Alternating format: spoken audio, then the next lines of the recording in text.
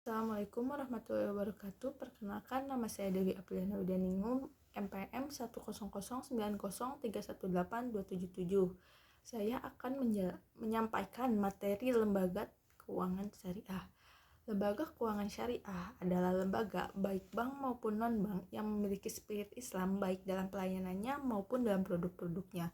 Pelaksanaannya diawasi oleh sebuah lembaga yang disebut dengan Dewan Pengawasan Syariah.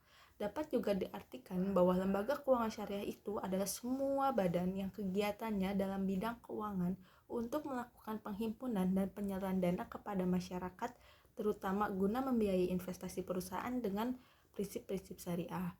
Selanjutnya ada dari sistem keuangan syariah. Sistem keuangan syariah merupakan sistem keuangan yang menjembatani antara pihak yang membutuhkan dana dengan pihak yang kelebihan dana.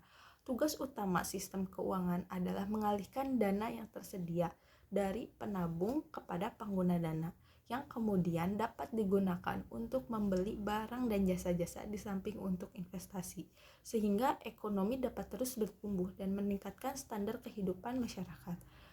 Terdapat fungsi sistem keuangan tersebut. Yang pertama adalah untuk menyediakan mekanisme pembayaran, yang kedua untuk menyediakan kredit, yang ketiga penciptaan uang, yang keempat ada sarana tabungan.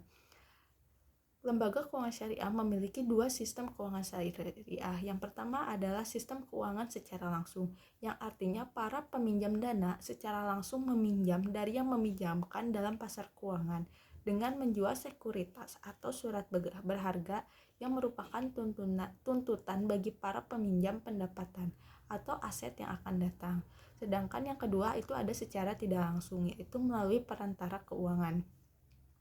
Selanjutnya ada karakteristik dari keuangan syariah tersebut. Yang pertama adalah berdasarkan prinsip syariah. Yang kedua ada larangan melakukan praktek riba atau bunga. Yang ketiga ada menggiatkan praktek jual beli. Yang keempat ada mempraktekkan bagi hasil. Yang kelima ada instrumen zakat. Mengapa zakat? Karena secara syar'i zakat merupakan kewajiban dan menjadi pilar dalam umat Islam. Selanjutnya adalah peran dari lembaga keuangan syariah. Secara umum, lembaga keuangan syariah itu berperan sebagai lembaga intermediasi keuangan. Intermediasi keuangan merupakan proses penyerapan dana dari unit surplus ekonomi, baik dalam sektor usaha, lembaga pemerintah, maupun individu, untuk menyediakan penyedia dana bagi unit ekonomi lain.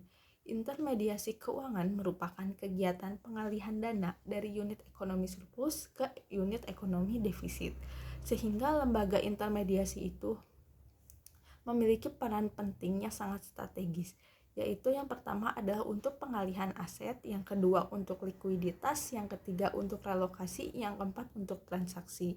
Mengapa transaksi? Karena lembaga keuangan syariah itu memberikan berbagai kemudahan kepada pelaku ekonomi untuk melakukan transaksi barang dan jasa. Yang terakhir ada efisiensi. Selanjutnya adalah ada jenis-jenis lembaga keuangan syariah di Indonesia. Terdapat dua jenis lembaga keuangan syariah. Yang pertama dalam bentuk bank dan dalam bentuk non-bank. Dalam bentuk bank sendiri ada Bank Umum Syariah atau Perbankan Syariah. Yang kedua ada Bank Perkreditan Rakyat Syariah atau BPRS. Selanjutnya, yang bentuk yang kedua ada lembaga keuangan syariah non-bank. Contohnya ada BMT atau Baitul Maal, yang kedua asuransi syariah, yang ketiga ada pegadaian syariah, yang keempat ada reksadana syariah, yang terakhir ada obligasi syariah.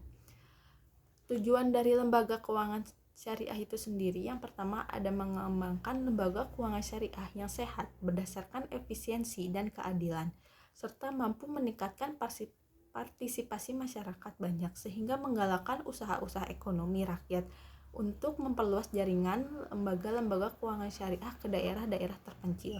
Yang kedua adalah untuk meningkatkan kualitas kehidupan sosial ekonomi masyarakat bangsa Indonesia sehingga dapat mengurangi kesenjangan sosial ekonomi yang terjadi di Indonesia. Yang terakhir adalah untuk meningkatkan partisipasi masyarakat banyak dalam proses pembangunan, terutama dalam bidang ekonomi keuangan. Sekian penjelasan dari saya, mohon maaf apabila banyak kekurangan. Wassalamualaikum warahmatullahi wabarakatuh.